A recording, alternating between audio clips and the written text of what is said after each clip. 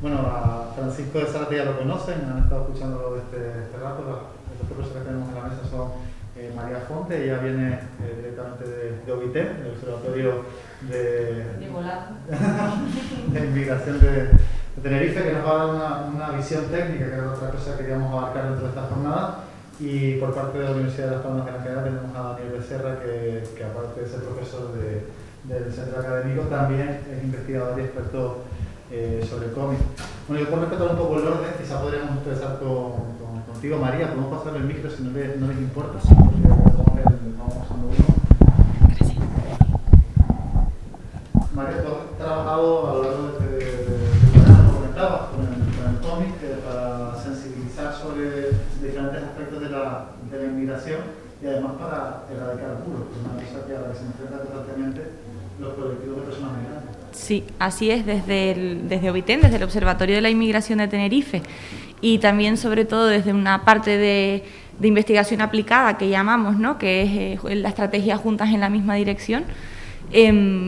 No éramos conscientes hasta que nos invitaron, ¿no?, de que sí hacíamos uso de esto, tal vez no con el explote suficiente que le podríamos sacar a esta herramienta, pero sí la hemos utilizado en varias ocasiones, tanto en herramientas como utilizándolas como material didáctico. Aprovecho y la pongo aquí de fondo, por ejemplo, en algunas actividades que hemos hecho con infancia y con jóvenes. Pues ahí el cómic nos ha ayudado a trasladar una historia, ¿no?, y a que sea fácilmente comprendida pues por ellos y por ellas, y no contada por nosotras, que tampoco la hemos vivido en primera persona, con lo cual tampoco estaríamos haciendo triplemente de intermediarios, ¿no?, cuando tenemos un elemento que lo cuenta y lo narra tal vez en esa primera persona, ¿no? Bueno, hemos utilizado, nunca han sido cómics o viñetas creadas por nosotras, sino que hemos utilizado recursos que ya existían, y ahora escuchándoles y conociéndoles un poco más y viendo lo amplio, ¿no?, que es este mundo, creo que desconocemos bastante de esos otros posibles recursos que creo que a partir de hoy incorporaremos en todo esto.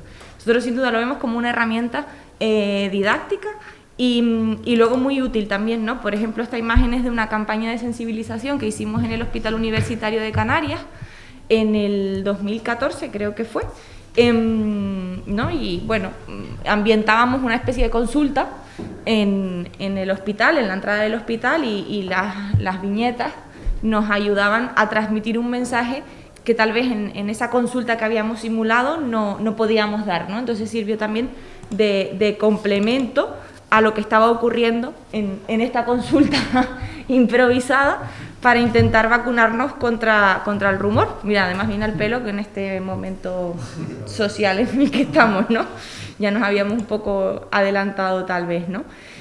Y luego otro elemento que también utilizamos bastante, aquí se estaba grabando un vídeo, ¿no?, porque entendemos que el humor también puede, aparte de que lo que habíamos visto hasta ahora, ¿no?, son rigurosos, serios, verídicos, y tiene ese toque, ¿no?, más crítico y más de construir una narrativa alternativa, o más que alternativa, real, ¿no?, porque a veces lo alternativo es lo que no es real. También creemos que puede ser, ¿no?, el utilizar cómics, viñetas, en este caso era un vídeo, ¿no?, en el que utilizábamos la sátira, ¿no?, para contar la historia de este chico. Bueno, contar la historia, que él decía, sí, claro, yo vivo de las ayudas sociales, yo por eso vine en una patera, a mí el ayuntamiento me paga todo y aquí estoy tomándome un cóctel, ¿no? Y al final era, no sé, el vídeo no acababa ahí, el corto no quedaba ahí, sino que se le daba la vuelta, ¿no?, a esa historia. Entonces, porque si no nos quedamos solo con el mensaje y la liamos más.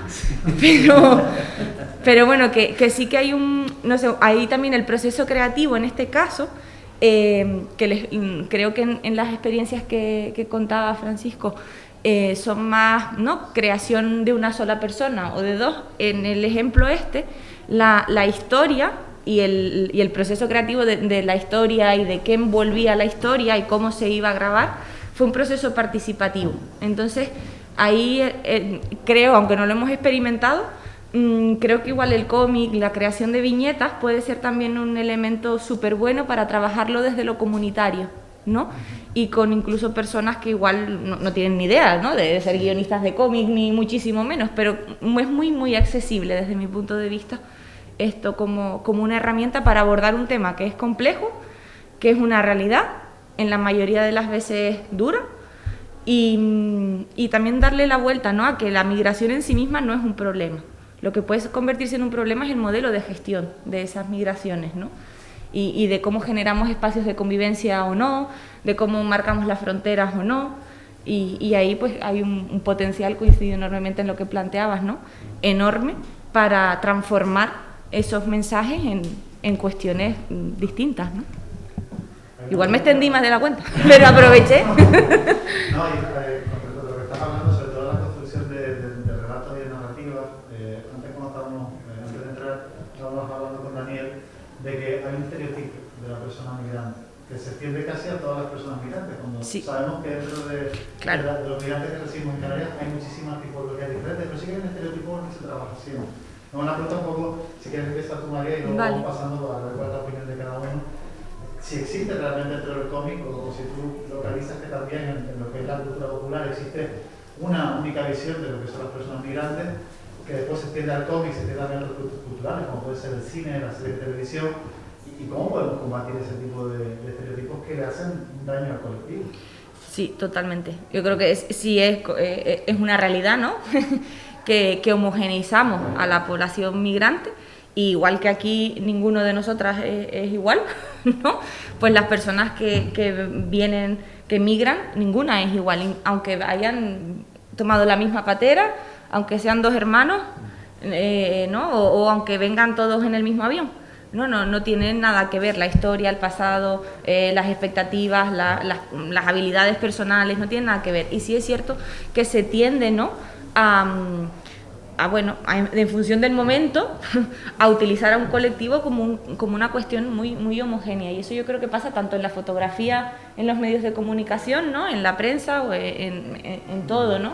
Y eso, evidentemente, el poder que pueden tener ahí los medios o la imagen, en este caso, y la descripción de lo que el titular o el texto que acompaña contribuye a perpetuar eso, tal vez, ¿no? Y también creo que en ese sentido podría ser también interesante que, ya que el guionista, el dibujante, tiene la libertad, ¿no?, de dibujar y de representar aquello que quiere, pues lo tiene muy fácil. No hace falta que para representar a una persona migrante sea racializada, ¿no? Es más fácil tal vez transmitir un determinado mensaje, pero estamos también perpetuando que la persona migrante solo puede tener estas características fenotípicas, ¿no?, esta cuestión física. Claro. Y no es así. Yo nací en Venezuela, mi padre es del Hierro, mi madre es de La Palma, y ahora vivo aquí. Pero es que yo no he vivido en Cataluña y no sé dónde más voy a ir a vivir, y a mí tal vez no se me nota, ¿no?, pues porque no tengo esa parte de racializada, pero sí me considero una persona migrante y me considero y lo soy, vaya. Entonces, el utilizar también esas otras formas de expresar esa diversidad cultural dentro de un territorio, dentro de un espacio, dentro de una historia, creo que hay que intentar, no sé, ser un poco más ambiciosas tal vez en buscar fórmulas para representar esa otra parte. Francisco, no sé si quieres aportar algo. A mí creo que por la investigación que tú habías hecho sobre por qué vienen las personas marroquíes a Canarias, te habrás encontrado también con un futuro de por parte sobre todo de las personas que residen a ese colectivo. Sí.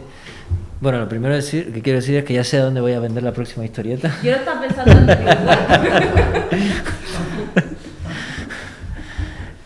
Y sí, yo la investigación no la hice tanto aquí, sino allí. O sea, era una segunda parte posible que al final nunca ocurrió, que es ver cómo se recibían. La hice allí, ver quiénes son y por qué y sí, bueno, es evidente, o sea, es una verdad evidente que son todos diferentes, ¿no? Cada uno tiene sus motivos. Había cosas en común, que de hecho era un poco el objetivo del libro, ver qué era lo que había en común. Que mi conclusión en aquel momento fue que lo que había en común era una falta de expectativas, básicamente, falta de futuro posible. La imposibilidad de soñar un futuro mejor allí. porque es muy difícil. Pero algo más iba a decir y me olvidé. Sí. Cuando decías que ahí el cómic tiene la oportunidad de alejarse de esos estereotipos, ¿no? Es verdad que la tiene, y yo creo que, bueno, la verdad que no sé cuánto va a crecer el cómic periodístico, pero si llegara a crecer mucho, le va a pasar como a cualquier lenguaje periodístico, que es que va a haber gente que lo quiera poner de una forma y gente que lo quiera poner de otra. Por ahora, como está tan incipiente, yo creo que la gente que se acerca al cómic periodístico más o menos cogerá la misma pata, y entonces probablemente en una primera etapa se vaya hacia la humanización. Pero como cualquier cosa, como Internet, es una herramienta que puede servir para cualquier sentido, ¿no? Bueno, eso. También, sé que si quieres aportar una visión desde el punto de vista del cómic también, si existen unos perfiles coincidentes, si existe una tipificación del colectivo migrante. Sí, estaba escuchando a María, realmente coincidía con ella. Perdón, Coincidía con María y con Francisco en cómo realmente desde el punto de vista de la imagen somos seres visuales. Y en este caso, desde la prehistoria, a día de hoy no hemos cambiado, vivimos por la imagen. Ustedes se presentan aquí con distintas formas, como bien decía María, todos somos diferentes y somos pura imagen. A partir de esa imagen nos formamos un estereotipo. Ustedes me ven a mí, pueden ser profesor universitario por el simple hecho de una chaqueta. Realmente no suelo llevar chaqueta prácticamente casi nunca, vamos. Pero como era un acto oficial me tuve que poner, vamos. Eso es una realidad, fue una parte. Con la chupa de cuero, ¿no? Sí, casi con el chupa de cuero, pero no hubiese quedado oficialmente muy bien desde el punto de vista académico, porque jugamos precisamente con la imagen.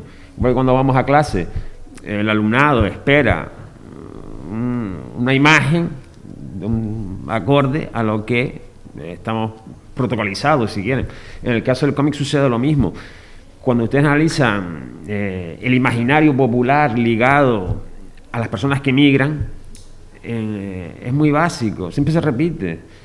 De hecho, el Museo de la Inmigración en París, en Francia, hizo una exposición en el año 2013 ligado a los 100 años de inmigración desde el punto de vista del cómic, de la bande dessinée. La última parte, que se centra en los años 90, se centra específicamente en la imagen, y vemos cómo realmente son todos esos estereotipos, especialmente en un ámbito como Francia, donde la inmigración está muy presente. Es fácil caer en el estereotipo. Yo nací en Tánger, vamos. Yo no tengo tierra a la que volver, como dice el sueño de todas las personas que volver, porque realmente nací en la época del protectorado. No soy una persona que pueda volver a Marruecos, es decir, soy marroquí, porque en realidad soy español. Pero allí no me quieren porque soy español. Aquí no me quieren porque soy supuestamente marroquí. Vivo ese dilema identitario, que es el de identidades múltiples asociado al ámbito donde te desplazas, vamos. Eso se ve muy bien en cualquier publicación ligada a la viñeta. Y títulos tenemos sin tino. O sea, estamos poniendo unos cuantos, desde el Mao, que es un clásico, hasta la interpretación que hace Sarah Glidden del conflicto en oscuridad programada en Siria, Irak, o el excelente de Guibert, del fotógrafo, una obra sensacional que yo les recomiendo, el Despotorno, ligado a la grieta, sobre esos viajes por todo el ámbito del Mediterráneo, que solamente son dos fotografías, son las que están modificadas, el resto son originales. Lo único que tiene es un tratamiento gráfico para darle sesión de cómic, pero la fotografía es real, la fotografía no engaña. Nosotros jugamos con el cómic, es verdad que es subjetivo porque tú coges e interpretas por una parte lo que el lector quiere escuchar o quiere leer, mientras que la fotografía se supone más aséptica, vamos, pero da igual, tiene un discurso narrativo espectacular.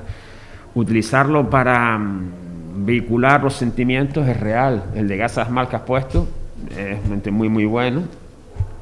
Nosotros estamos trabajando en este momento una exposición sobre derechos humanos vinculada a viñeta, y es una de las que vamos a utilizar. Una obra que me parece fundamental, sobre todo está en PDF y es accesible para cualquier persona que quiera leerlo. El caso del cómic es en ocasiones más complejo por las tiradas, no siempre es accesible a cualquier persona. De ahí que las bibliotecas como la que tiene mismo la Fundación sean cada vez más necesarias, porque al menos conserva un ejemplar o dos y ustedes pueden acudir a ellos siempre que quieran leerlo. Yo como le dije a mis alumnos, yo soy viejo y me creo, dentro de mí, mi alumno tiene 22 años, en relación a ellos pertenezco a otra generación y yo me crié con el mundo del cómic, ¿no? A caballo entre Francia y España. Para mí no hay diferencia entre manga, cómic o cualquier otra forma gráfica de lectura. Entonces, utilizarlo como medio narrativo para cambiar la mentalidad, yo creo que es fundamental. Lo primero que lee un crío son dibujos, porque aprende a dibujar. Ustedes le dan a un chiquillo un lápiz y se pone a pintar, y narra en función de sus posibilidades. En el ámbito de la viñeta profesional, sea por un guionista o por nosotros que decimos, bueno, necesitamos esto para cambiar mentalidad, para proyectar un imaginario y intentar que la población, como bien decía Francisco, somos seres más visuales, entre un tocho dentro de mi campo de antropología y de historia, se lo dan y se va a quedar ahí, no se lo va a leer ni el gato, mientras que si lo damos en formato viñeta, existen muchas más posibilidades que lo lean, que les llegue, que sea más accesible, por el simple hecho de que somos seres visuales. Y en el caso de los estereotipos, como volviendo de nuevo al comienzo, basta con coger cualquier cómic contemporáneo y vemos cómo se repiten, porque realmente es lo que vende, vamos.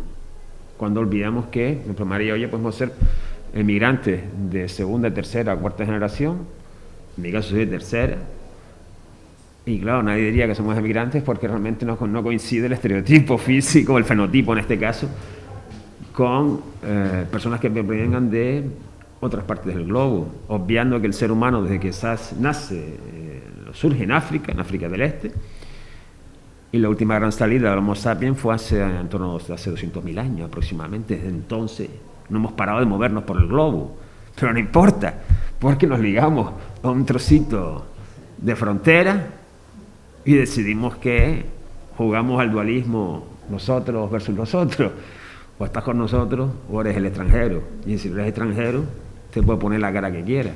De hecho, hay una viñeta muy buena de la década del 70 de un personaje que se llama 1X2, el extraterrestre, que juega muy bien se publica en Pulgarcito, yo digo que soy viejo, y refleja muy bien ese, supongo que la mayoría no lo conocerá, ¿no?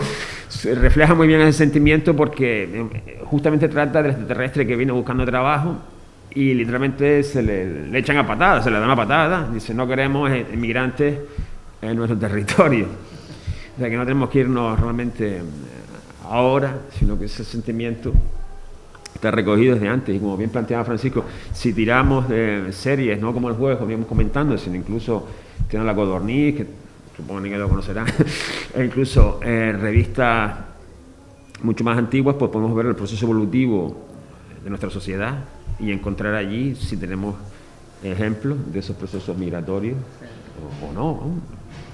Pero bueno, te puedo asegurar que a ver hay. Yo creo que he consumido ya tiempo. Creo que la mesa está abierta, si quieren hacer cualquier pregunta o cualquier cuestión, lo pueden ir planteando sobre la marcha. No sé, ¿hay alguno ahora mismo? Sí, por ejemplo. Perdón que tengo un producto cada uno. Pero quería, con el tema este de la racialización, los estereotipos y tal, o sea, también creo que tener en cuenta que nosotros lo vemos desde este punto de vista relativamente, bueno, muy canarios, que al final estamos muy cerca de África, pero culturalmente estamos más asociados a Europa. Al final, lo que nosotros consideramos como racializado, a lo mejor en Sudáfrica es distinto. Quiero decir, a lo mejor un artista sudafricano que quiere sacar un cómic que ilustre el tema de la migración o el racismo, así, a lo mejor el estereotipo que hay ahí es de una persona blanca. O sea, nosotros a lo mejor el estereotipo que vemos aquí es de una persona, o sea, lo que comento por lo que decía antes María, de que allá, por ejemplo, que nací en Venezuela, con padres de otros lugares, a mí me pasa lo mismo. Aquí, o en Italia, o en España, o en Francia, o en los países nórdicos incluso, no somos víctimas, entre comillas, de ese estereotipo. Lo mismo ocurre con los productos culturales que ocurren, o sea, que se dan cuando se quiere hablar de ese tema. Pero, por un repito, porque yo considero que es porque estamos viendo desde este punto de vista europeo que además digamos que hasta ahora ha sido como el centro, entre comillas, de mucho poder político y cultural, y que precisamente por eso, pues, a lo mejor si lo vemos desde estas perspectivas en otros lugares, el estereotipo, entre comillas, es distinto. Básicamente esa es la punto que quería colocar. Mariana, si quieres añadir algo, tú que estabas hablando también de ese viaje que has hecho, quizás. Bueno, es posible que el estereotipo cambie, ¿no? Porque al final partimos de un contexto y el contexto que tenemos es este, ¿no? Eso no nos exime, creo yo, ¿no? a ampliar la mirada, porque realmente si nos vamos incluso a las cifras, el 5% de la población culturalmente diversa que reside en Canarias es de origen africano, solo el 5%. Pero a la hora de transmitir este mensaje, podemos tener la percepción de que es mucho más elevado, ¿no? Esa realidad que nos puede dar la cifra, ¿no? Entonces, evidentemente, esa población existe y hay que visibilizarla. Yo no planteo lo contrario, ni muchísimo menos, pero sí creo que deberíamos aspirar a mostrar la diversidad de la diversidad, ¿no? En ese sentido iba mi planteamiento. Tanto en imágenes como en la narrativa oral, en la escrita, en cualquier elemento. Incluso creo que, por ejemplo, contar historias en el cine, en series, en tal, la persona negra normalmente o latinoamericana tiene unos papeles asignados específicamente, ¿no? Porque no puede ser, yo qué sé, el médico de la consulta a la que sale en la secuencia, una persona racializada en este caso, que existen y que están y que forman parte de esta sociedad, ¿no? Creo que ahí es un poco por donde iba mi crítica o mi reto, ¿no? Como sociedad y en este caso desde este ámbito concreto, ¿no? Más que, pero está claro que parte de un contexto, ¿no? Y la realidad en Marruecos es otra. No sé si nos utilizan a las personas blancas para este tipo de cuestiones o no, ¿no? Creo, me atrevería a decir que no, pero... Sí, al final somos 3 migrantes aquí porque yo pasé... Que somos más. Porque yo pasé 15 años en Argentina, también viví en Cuba y cuento esto porque yo en Argentina era el gallego, bueno, mejor dicho, el gallego. Y a mí no me molestaba en absoluto. Y todos los días me lo recordaban, ¿no? En el periódico, gallego, ¿no? Pero no me molestaba en absoluto. O sea, a mí que me identifiquen como inmigrante no me molestaba en absoluto porque es lo que era. Y porque no había ninguna connotación negativa, principalmente. Era positivo o neutral. Tú eres el gallego, tú eres el alto, tú eres el no sé qué, y ya está. O sea, yo no estaba siendo invisibilizado de ninguna manera. A mí me hacía gracia que me llamaran así, no era, me parece, no sé si podría ser un objetivo lindo, como eso, visibilizar y sin juicios de valor negativos que son los que suele haber, ¿no? Por lo menos aquí. Bueno, eso. No, en relación a eso que estaba comentando, es realmente lindo. No hay diferencia ninguna. Y me estaba acordando dentro de los procesos migratorios. Tomé nota de unos primeros migrantes, Superman, ¿no? Superman a fin de cuentas es extranjero, ¿no? Superman viene de otro planeta y nosotros lo hemos acogido, no tenemos problemas porque es Superman. Ahora como no nos quedaba otro también. Pero realmente es, dentro de esos procesos es real. O sea, cómo jugamos con los personajes, si cumplen el estereotipo y el fenotipo en este caso, lo acogemos sin ningún tipo de problema. Si no cumple, pues ya no lo pensamos un poquito más. En relación a la pregunta que tú comentabas antes, quizá la respuesta podríamos encontrarla en 2 diccionarios que publicó La Matin, una editorial francesa, uno sobre el cómic congolés en África, aunque el estereotipo parezca que es como continente pobre. Nosotros lo utilizamos en el aula para preguntar al alumnado cuál es la percepción que tiene sobre África como continente. Sí, bueno, el alumnado me dice que puro estereotipo, básicamente. Entonces le dice, bueno, pero ahí no hay universidades, no hay industria, no hay investigación y desarrollo. Y dice, bueno, sí, claro, entonces, señores, choque cognitivo. Pues en África se publica muchísimo cómic, sí, pero muchísimo. La Armatan tiene un diccionario de bande dessinée congoleña y otro dedicado exclusivamente al cómic en todo el continente, en varios países. Entonces quizá allí podríamos localizar cuál es esa duda tuya poder resolverla, ¿no? Pues digo, sé que existe, no lo controlo, yo no te voy a engañar, no me voy a quedar aquí diciendo no. Los he estado examinando, los diccionarios, son bastante curiosos, son súper interesantes, pero quizás encuentre dentro del listado de títulos que aparecen esa respuesta, ¿no? Sí, porque al final lo que tenemos es racismo económico, no nos engañemos. Sí, claro. Al final se reduce a eso. Sí, es verdad. Para completar la anécdota argentina, yo era gallego y estaba todo bien, pero si hubiera sido el peruano no habría estado tan bien. O sea, Es que justamente precisamente por lo que comentas ahí, sí. yo lo percibo como que hay una especie de estratos dentro de la migración. Sí, sí. Porque vuelvo a repito, desde el punto de vista, dependiendo, o sea, todo depende del contexto, como decía María, y desde la perspectiva que se vea. Al final, la piel blanca tiene más estatus que una piel un poco más de color. Y hay unos fenotipos específicos que tienen más estatus y tienen menos, o sea, son menos propensos a que se les vulneren los privilegios que otras. Entonces, también en ese sentido, pues, como tú decías, tú eres gallego y en Sí. Argentina, en Venezuela ocurren también los españoles, todos los españoles son gallegos, no son canarios. Ah, no sé. Entonces, Si eres canario, eres isleño, ¿no? O es decir, Sí, pero, como Cuba. pero quiero decir, si te dicen que vienes de España, pues eres gallego automáticamente.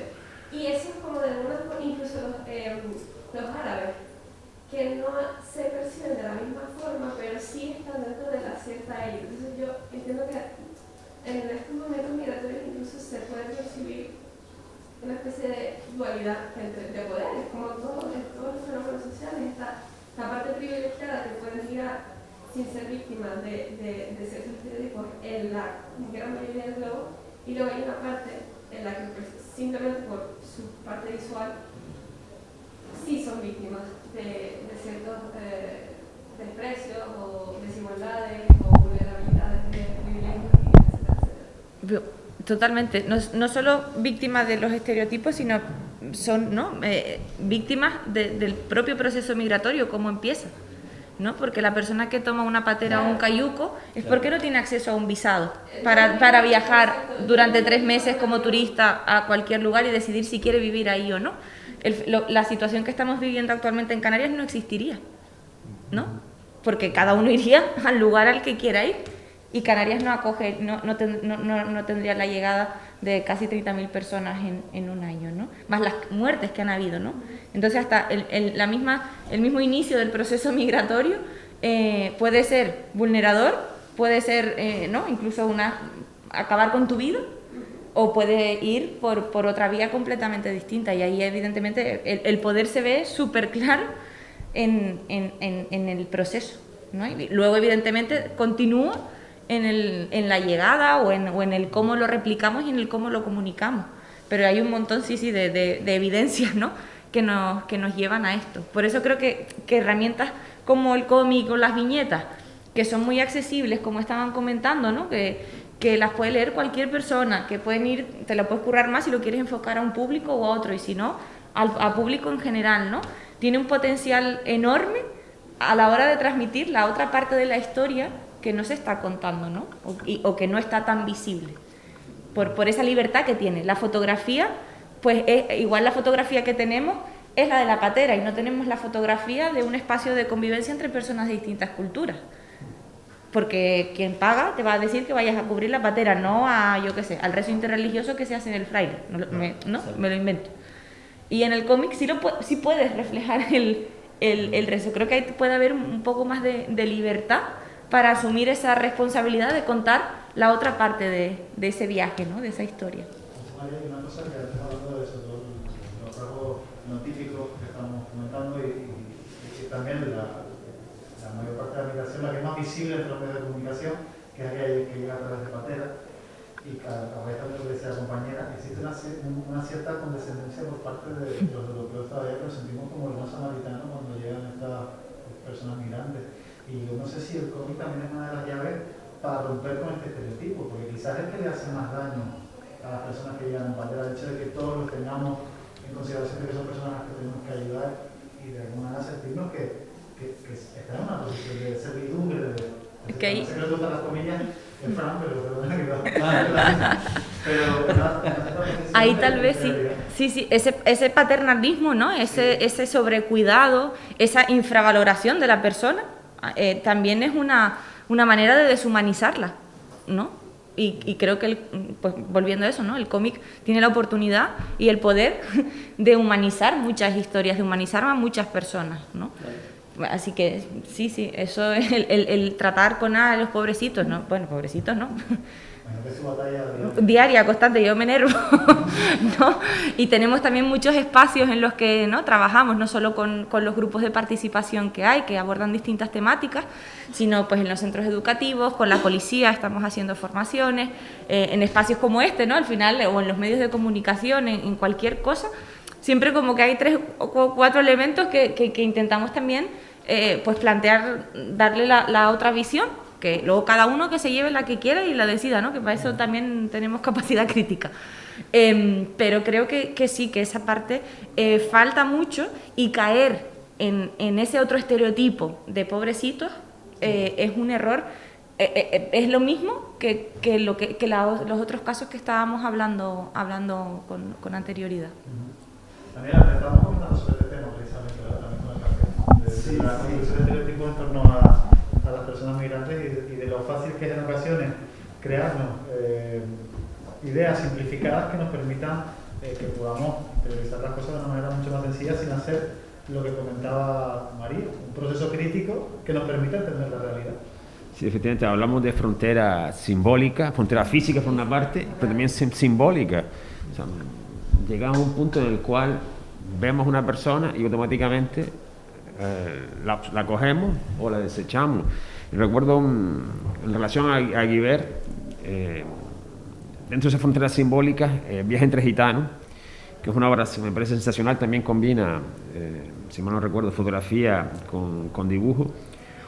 Hay un momento en el que se le invita a comer a un restaurante, vamos, y está él entrevistando a la persona, y viene el camarero y le dice: tú, Lucas, fuera. Le dice el otro: ¿por qué? Más que nada porque ya lo conocía en el estereotipo y fuera. Este lo dice: no, perdona, pero que está conmigo y se va a quedar conmigo, te guste o no. Y dice: no, nos vamos, tío. Pero simplemente era eso, jugar con estereotipos, fuera. El viaje de la luz, que está en la exposición, entonces juega igualmente con esos parámetros, a caballo entre la cosificación de la persona y las realidades que desconocemos. O sea, la historia, les invito a que la lean, está publicada por, si me equivoco, por Ponenmont, está también vehiculada por una historia de arte, pues desde la colección del Louvre, y merece muchísimo la pena para conocer cuáles son las otras realidades, tanto en contexto, en este caso africano, que es el que nos ocupa más, como en un urbano, como puede ser París, vamos. París con las dos realidades, el París del imaginario popular, ese que ustedes ven en películas, ese que ven en literatura, en series, y el París de Clichy-sous-Bois, el París de Saint-Denis, o el París de los alrededores de la Marche-Pouce, ¿no? Bueno, toda esa zona del extrarradio que no tiene nada que ver con lo que sale en las series de televisión, ni en la última de Netflix, esa de Emily in Paris o algo así. Yo no la he visto, yo conozco el título y no lo voy a engañar, solamente me quedé con el título y vi que vendía una imagen bastante estereotipada de la capital de Francia, ¿no? Perdón. No, lo de los dos estereotipos, ¿no? O el malo que viene a quitarme el trabajo o el pobrecito mío. El cómic, o sea, nadie está en esto del cómic por el dinero. Entonces, no, como el dinero no es una variable, los que pueden hacerlo mientras no están haciendo su trabajo que les da dinero, pues pueden entrar, o sea, lo hacen por hacerlo bien y entrar en la complejidad del ser humano, que son como todos, ¿no? Que tenemos cosas buenas y cosas no tan buenas. Entonces, me parece que eso también lo está permitiendo el cómic, por algo que en verdad es un problema, que no hay dinero. Pero bueno, los que están metidos lo están haciendo por puro interés, no están buscando, por puro interés personal, ¿no? No están buscando ni vender mucho ni hacerse ricos. Y Y yo creo que eso al final, desgraciadamente, o sea, preferiría que no fuera así, porque preferiría que hubiera dinero, pero tiene ese lado bueno, que hay tiempo para entender la complejidad del ser humano en el cómic. No sé si se han dado cuenta de que últimamente se está haciendo mucho revisionismo de cómic clásico. Me he dado cuenta, por ejemplo, de Tintín, que en este caso es una parte Sí. de comentar sobre cuando venga Asterix Obelix, también dice que lo querían hacer revisiones. Y quería saber si creen que hay un ritmo ahora mismo de censura o de autocensura de los propios autores en ritmo a la visión que pueden dar la migración, porque puede ofender a determinados colectivos o porque puede en un futuro molestar a alguien y se estén tapando datos o se esté modificando la visión que puede dar el cómic de la migración, solamente por eso, para no ofender a determinados colectivos o ser políticamente correcto.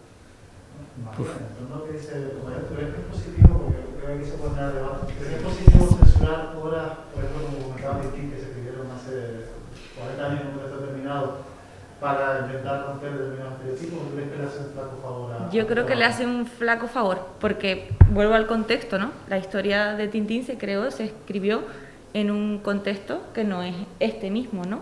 Entonces, partiendo de ese contexto, nos está diciendo también que cómo medimos la evolución, cómo medimos la transformación si modificamos lo antiguo, ¿no? Lo que ya se escribió.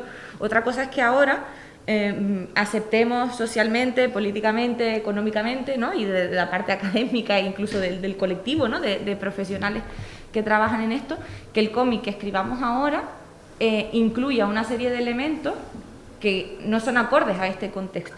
Entonces igual ahí sí te diría, ostras, pues igual esto se está yendo, ¿no? Esto no debería ser permitido porque el contexto es este. Entiendo que las revisiones pueden estar bien porque aportan esa capacidad, ¿no? Ese análisis del contexto y de cómo se transmitían determinados mensajes o quiénes eran los protagonistas y quiénes no. No sé, todo ese tipo, cómo se les llamaba, cómo se relacionaba, nos relacionábamos unos con otros. Creo que esa revisión es muy positiva en cuanto al análisis que puede generar, ¿no? y mostrar esa evolución en el tiempo. Pero no creo que sea necesario reescribir la historia y olvidar la otra. Si se quiere reescribir para algo, si tiene un sentido, un para qué, entiendo que bien. Pero si no, es como olvidarnos, ¿no? También de esa parte y vetarla completamente. Esto es una opinión bastante personal. Igual hay compañeros y compañeras dentro de Obiten que no están tan de acuerdo, aunque creo que compartimos esa línea editorial también dentro del equipo. La verdad que la pregunta es difícil. Pues yo te diría que yo supongo que cada autor escribirá con sus valores y es lo que hago yo. Y si alguien tiene valores pues racistas, pues se le verán. Por mucho que estemos diciendo que Tintín era racista o no, o sea, cada uno trabaja con sus valores, no hay mucha escapatoria a eso, me parece. Si quieres hacer un trabajo personal. Y bueno, si no haces, bueno, eso. Hay cómics muy buenos que son... Bueno, Tintín, por ejemplo. A mí Tintín me sigue encantando. Y me doy cuenta que tiene una visión racista y colonialista y todo. Me sigue encantando. No quiere decir que justifique esa visión, pero me sigue gustando el cómic. Y tampoco quiere decir que esté enamorado de Hergé, que piense qué gran tipo era Hergé. A mí me gusta el cómic Tintín. Aunque tiene esa parte que hoy digo, uy, qué bestia, pero la aventura me gusta, un montón de cosas del cómic me gustan. Ese valor no, que transmite el cómic, pero un montón de otras cosas sí. Bueno, eso es lo que se me ocurre. Creo que hace poco, no estoy seguro si fue con Obelix Asterix, creo que se había quemado en Estados Unidos, un cómic de Obelix Asterix. Era un grupúsculo, porque la verdad es que parecía que era una cosa generalizada en todo el país, un grupúsculo el que lo hizo, pero en ocasiones parece que se está perdiendo, a veces lo comentaban los compañeros, la mentalidad icónica, que no somos capaces de discernir lo que nos están contando, pero lo vemos todo es cierto, nos identificamos con ello y prescindimos de determinados, queremos prescindir de determinados personajes o determinadas tramas porque pensamos que son perniciosas o que pueden ser dañinas por el mensaje que están transmitiendo, pero que lo utilicemos para contar una historia no significa que le estamos dando, que lo estemos ni aprobando ni verificando. Ah, o sea que... no. Pero no, un planteamiento.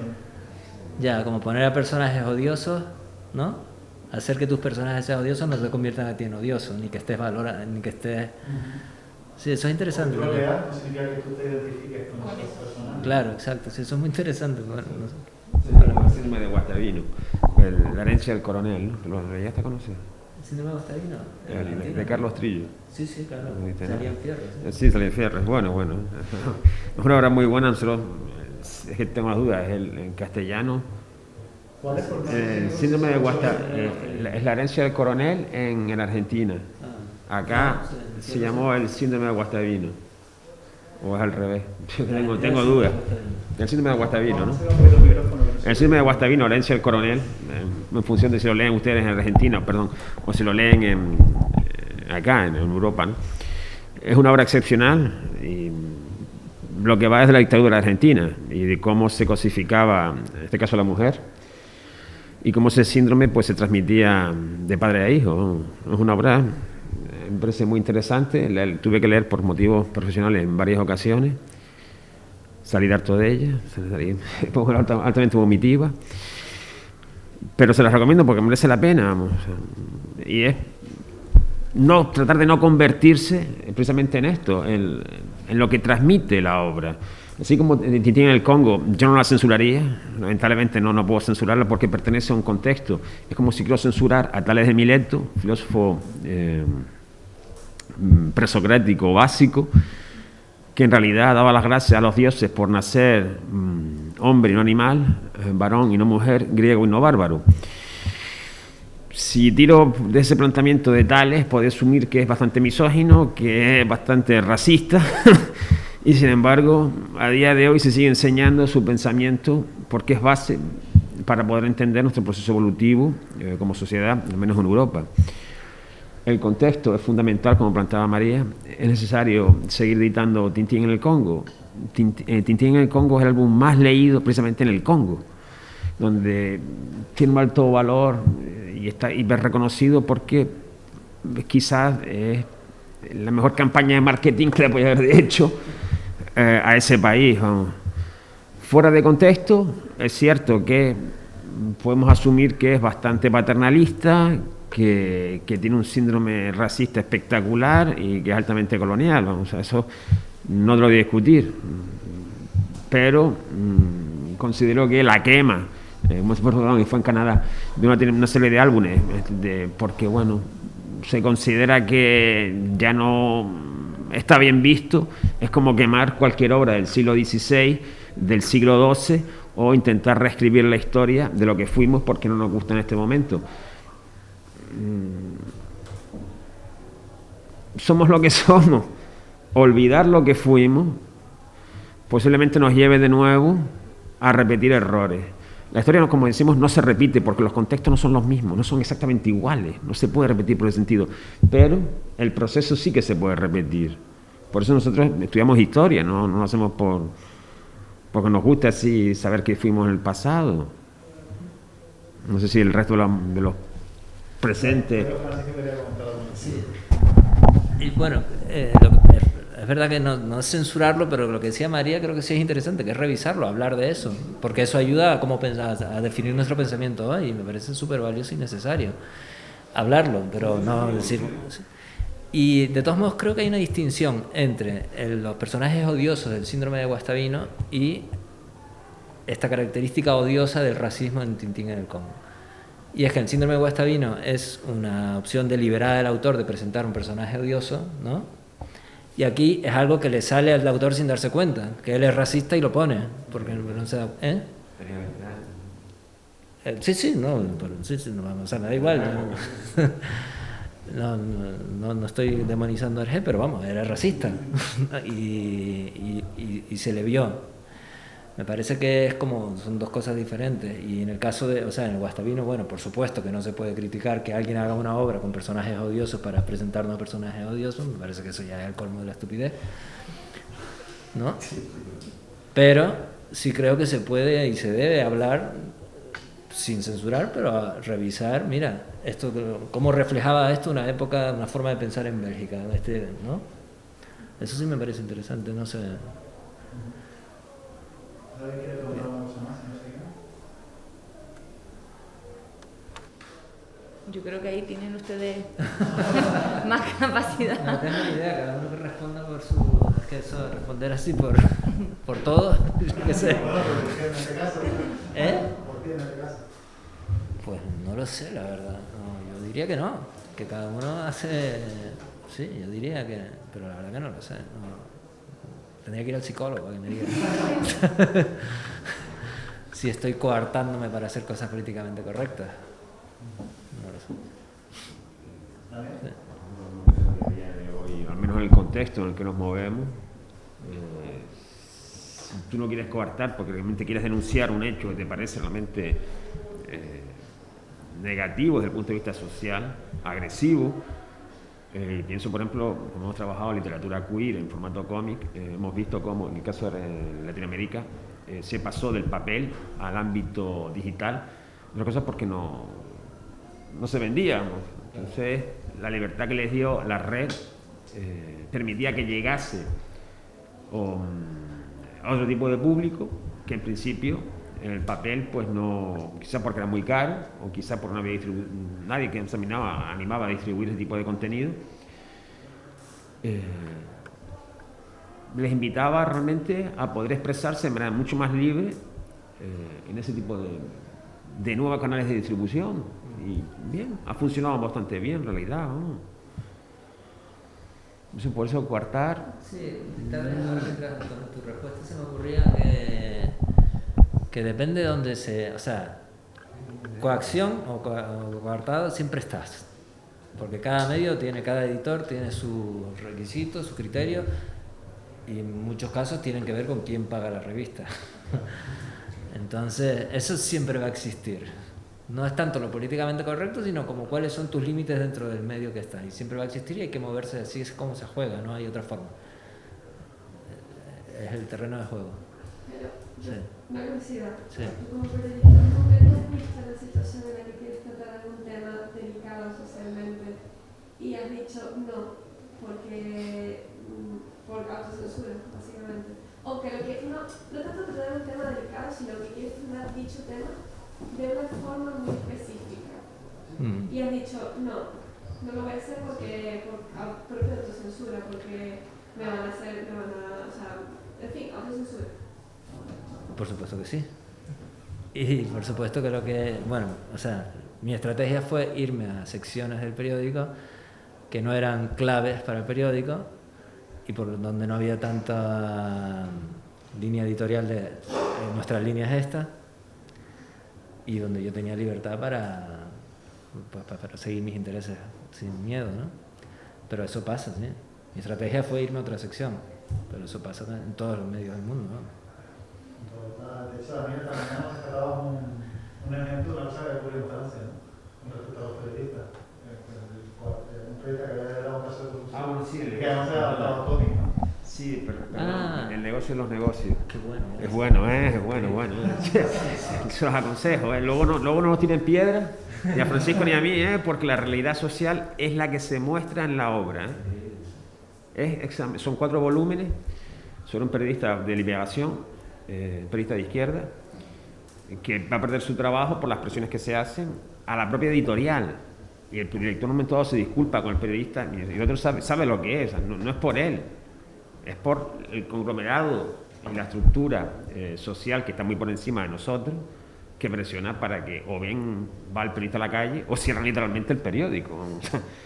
Entonces, no hay más vuelta de hoja. Sí, lo entiendo que yo voy a la calle y el periodista va a ir a juicio y va a pagar €1 por su juicio, lo condenan a pagar €1 a pesar de que tiene razón, todo lo que publica es correcto. A partir de ahí inicia una batalla legal hasta llegar al Supremo francés y no les desvelo si gana o no para animarlos a leer la obra. Merece mucho la pena. En todo ese proceso pasó varios años siendo escritor o periodista freelance, supongo si podían y le compraban los artículos porque lo tuvo realmente crudo. Y está ahí, está en formato cómic, es una realidad. Y un tema de denuncia social, vamos. De hecho, Canal Plus hizo un documental, también fue a juicio. No sé, aquí.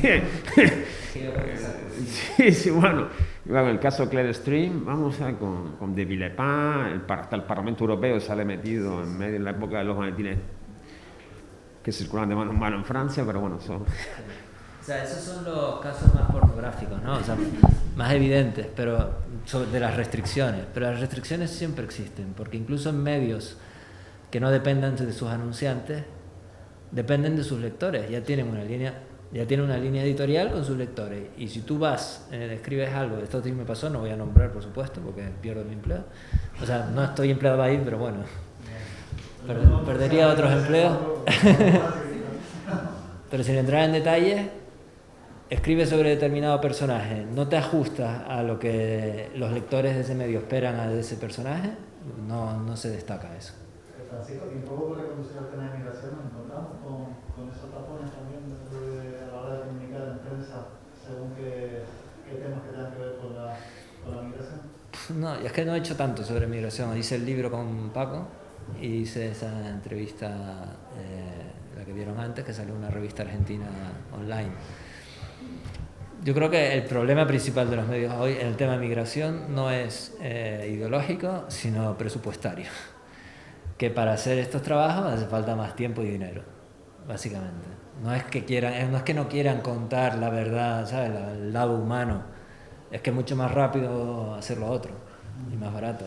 Y es noticia y la gente lo lee enseguida. Yo creo, en mi opinión, ¿no?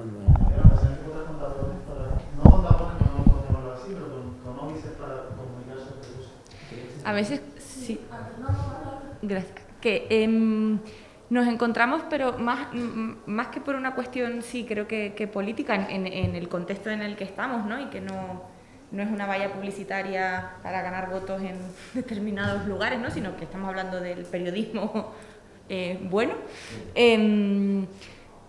Sí que cuesta transmitir esa otra historia, el que compren, ¿no? El ejemplo que ponía antes, ¿no?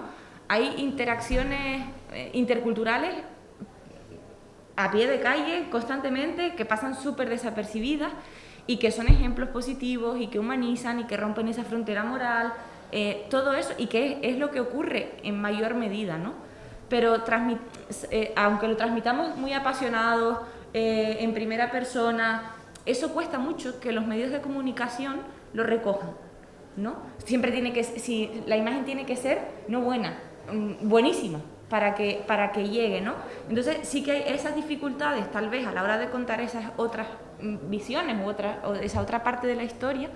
Es difícil, pero por cómo funcionan los medios, entiendo, no tanto porque haya un sesgo, ¿no? o un veto a esa otra cuestión, ¿no? A nivel político. De hecho, creo que hemos avanzado bastante y cada vez participamos en más medios de comunicación, cada vez veo que son tratadas bastante mejor las noticias, que se está ampliando también un poco la mirada.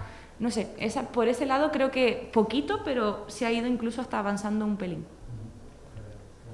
Que antes dijiste, Francisco, que el cómic no estaba sacralizado, entonces era como que estaba todo más permitido, y ahora estás diciendo como que realmente no, y depende del medio. ¿Está o no está? ¿Sabes? Porque por ejemplo en el cine sí se muestran muchas cosas, pero sí está más censurado y sí hay que poner una línea, ¿no? Y decir hasta aquí. Entonces en el cómic yo pensaba que tenía como más libertad, pero realmente no tanta. Sí, pero no. Hay que coger las cosas con pinzas, ¿no? Sí, tienes razón. Yo antes quería decir el cómic como arte, ¿no? Como lenguaje, no sé cómo clasificarlo. No el cómic periodístico de contar determinado mensaje en un medio. Yo me refería de una manera más general al cómic.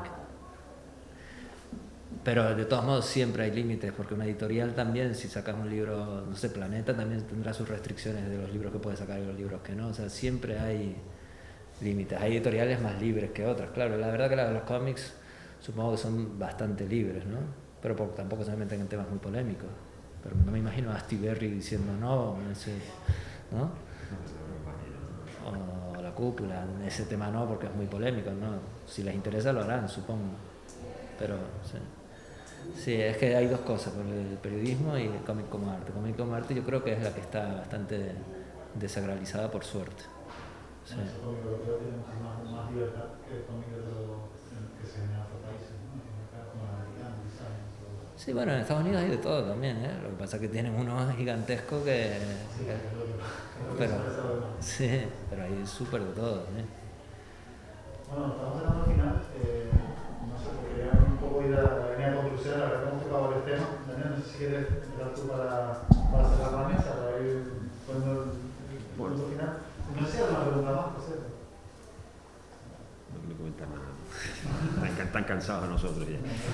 No, vamos a ver, el cómic básicamente refleja esos viajes de ida y vuelta que hacemos como especie. Como seres humanos podemos encontrarnos, como planteaban Santa María o Francisco, hoy estamos aquí, mañana estamos en otro sitio, y pasamos de tener una identidad X a otra completamente distinta.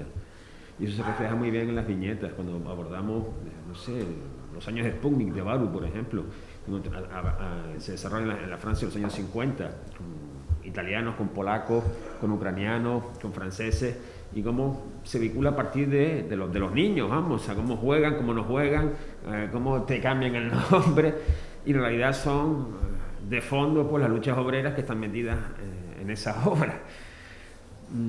Y lo mismo podemos trasladar, pues no sé, un cómic que se acaba de publicar por Save the Children, vinculado a las migraciones, en este caso, en la frontera entre México y Estados Unidos, que es Ana. Ustedes pueden localizarlo en la red, está en PDF, de libre acceso, y vuelvo a hacer lo mismo, un viaje de ida y vuelta, La cicatriz de Barbara Fiore, que habla básicamente del mismo contexto, el de Chautin, del emigrante, que básicamente es una obra sin texto, sí. Es solamente visual, y es tan visual que no hace falta nada para nosotros sensibilizar y empatizar con el personaje, lo vamos a sentir plenamente identificado y vamos a entender muy bien todo ese recorrido que hace, sin que aparentemente nos cuente nada, pero toda esa información gráfica, como fuese un relato periodístico, está ahí, y vamos a empezar a decodificarla, porque nosotros ya traemos ese bagaje cultural que nos permite leerlo. Y como ese, no sé, yo que tenía un montón de cómics apuntados, invitarles realmente a que lean, ¿no? A que lean todas esas magníficas obras que tenemos publicadas, y que descubran pues esos otros mundos, esas otras realidades que en ocasiones pues están entre nosotros sin que nos demos cuenta, ¿no? Te puedo lanzar una porque a Francisco le va a dar tiempo de pensar la respuesta a lo que tú ahora. Pero te atreverías a recomendar una para el trabajo que desarrolla María, con el que pueda, esas personas que quizás no están tan familiarizadas con el código, con el lenguaje del cómic, para que puedan darle y para que puedan trabajar en determinados aspectos que tengan que ver con la Me parece una muy buena pregunta. Vale. Sí, porque mira la pregunta. Si es sobre migraciones en África. O en general. En general, la verdad es que el viaje... Porque como los contextos cambian, igual ahora está muy bien en la atender a esas migraciones que tienen el origen en África, pero... Como hemos dicho durante toda la mañana, es mucho más amplio. Claro, es que sobre migraciones me gustó mucho tanto el viaje de Abdel, que publicó hace 2015, si no me equivoco, el viaje de Alú, que lo tenías aquí, sobre el tema africano, el Sansamba, se te puede decir yo sobre contextos, el no dejes de caminar, que también lo publicó, en este caso fue Dibus todavía, de Stefano Turcano y Teresa Radici. Me parece una obra muy linda en relación a esos procesos de identidades. Es la propia cicatriz, o si quieres abordar temas más de sensibilidad, pues desde Viva la Vida, de Baudouin y Trux, que me parece una obra sensacional en relación sobre todo al acercamiento que hace, quizá casi periodístico, de dibujo. Me pongo a dibujar sencillamente aquí en medio de la plaza. No hago otra cosa más que dibujar, y veo que la gente se me acerca, ¿no? Dice, un dibujo, tus sueños ha cambiado un dibujo. ¿Sí? Son los sueños de las mujeres de Ciudad Juárez. Es una obra muy bonita, o el mismo de Le Mercier, que puso antes Francisco, del fotógrafo. Esto también me parece sensacional, sobre en este caso el conflicto afgano, en la década del final de los 80, como realmente es una mujer quien lidera una caravana de Cruz Roja en este caso. Sobre migraciones realmente hay. Son unos cuantos. Me ha sorprendido la que desconocía. Igual me saltó el orden, pero acabamos que yo estoy súper agradecida de la invitación porque, como decía al principio, ¿no? Sí que es una herramienta que utilizábamos tal vez de forma puntual o muy residual, y gracias al encuentro de hoy pues he descubierto yo también, ¿no? Que no vengo para nada de este mundo, ni tampoco a nivel personal he leído mucho cómic en mi vida, cosa que me comprometo a empezar a hacer, ¿vale? Pero sí que hay, ¿no? Un montón de, hablándolo antes con Paco, decíamos que en España solo hemos identificado unas 300 obras, ¿no? A lo largo de todo este tiempo. Tienen localizadas para la exposición, ¿no? 40. Me parece un potencial enorme. Es brutal, ¿no? El que se le dedique tanto a esto, me ha abierto un montón los ojos al potencial y al interés que también puede despertar este tipo de temáticas, ¿no? En este mundo de la viñeta, del dibujo, de la imagen. Y yo, cuando comenzaste a hablar, hablabas de que el cómic es cómic y algo más, ¿no? Un apellido, ¿no? Cómic y migraciones, cómic y... bueno, pues lo que quieras, ¿no? A mí me encantaría que evidentemente cómic y migraciones exista porque es una realidad, pero que en mi mundo ideal que también hubiese, ¿no? Un cómic y convivencia intercultural. El nombre no es nada atractivo, pero habría que darle una vueltilla, ¿no? O cómic e interacciones entre personas de distintas partes del mundo, no lo sé. El trascender también de ese momento que es el proceso migratorio, ¿no? Y cómo pasamos, ¿no? a otro estado en el que ya nos sentimos como pues yo soy de aquí, yo vivo aquí, ¿no? ¿Qué ocurre? Que todo eso que es lo más cotidiano, ¿no? Y que como es tan cotidiano, no lo visibilizamos y tiene un potencial enorme para el desarrollo del ser humano, de la sociedad, para el desarrollo económico del lugar. No sé, hay un potencial ahí que estamos dejando pasar por normalizado o por invisibilizarlo, más que por normalizado, porque ojalá estuviera más normalizada la diversidad cultural en este caso, ¿no? Pero bueno, ahí les lanzo la pelota en cuanto a reto de un nuevo género, si no existe todavía. Nunca dejes de caminar, va en esa línea, va por ahí. Fíjate, te va a gustar, ¿eh? El Persepolis también, prefiero para no citar los que ya hemos comentado a lo largo de la mañana o están en la propia exposición, pero el Persepolis sí, igual que las amapolas de Irak, o si no, el mismo catálogo de la exposición de Bordeaux de 2013. Si se habla francés, claro, en francés sí que te puedo dar una cantidad de ellos espectacular. Podemos crear una lista, ¿no? Sí. Francisco, ¿saludamos contigo? Bueno, no mucho que decir. Te acabo de mandar un mail con enlaces, si se pueden poner ahí, de sitios para leer cómics, periodismo de cómics. Vale.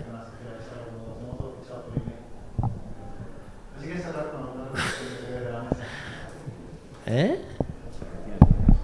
No, la verdad es que no sé qué decir ahora. Yo me preparo. Sí. No puedo portar los